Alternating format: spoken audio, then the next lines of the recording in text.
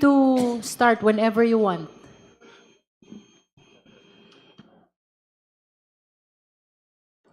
Number 74.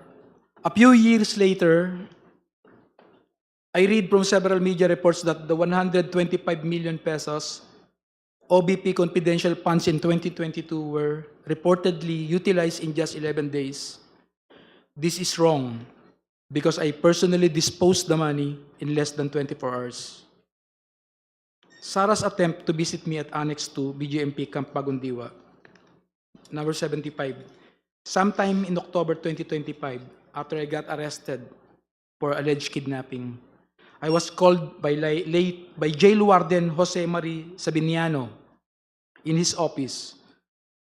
As I made my way to the office of Jail Warden Sabiniano, I was surprised to see Sarah through the metal railings of the passageway.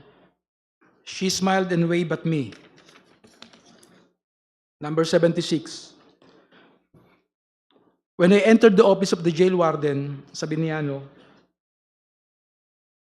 he asked me if I know Attorney Joyce. I replied, Joyce dapat, and Jail Warden Sabiniano handed me a phone. When I said hello, I recognized the voice of Sarah, and she asked me about my well-being and conditions inside the detention facility. She was also apologetic for failing to do something or assist in my ongoing criminal case. 77.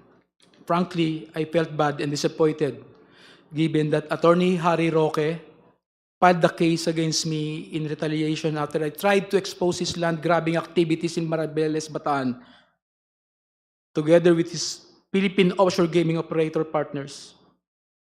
As I previously mentioned, I was merely trying to assist the farmers of the said area who were supposed to be awarded of their certificate of land ownership award by the Department of Agrarian Reform, but fell victim to Attorney Harry Roque's activities. Attorney Roque and his POGO partners wanted to convert the said place into a POGO hub after he facilitated the transfer of at least 60 land titles to First Bataan Maribeles Holding Corporations. In fact, Danny Corral, President and Chief Executive Officers of First Bataan Maribeles Holding Corporations, is also an incorporator of Lucky South 1999 Outsourcing Incorporated and Lucky South 1999 Corporation, which were involved in POGO operations in Pampanga.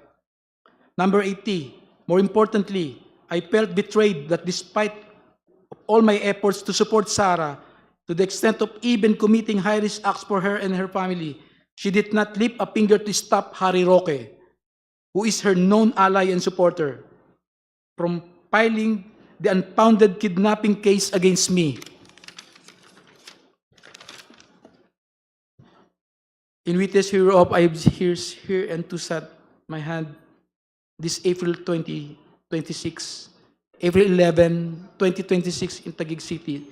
Appointed, signed, Ramil Madriaga. That will be all your, Madam Chair. Thank you, Mr. Madriaga. Are you okay?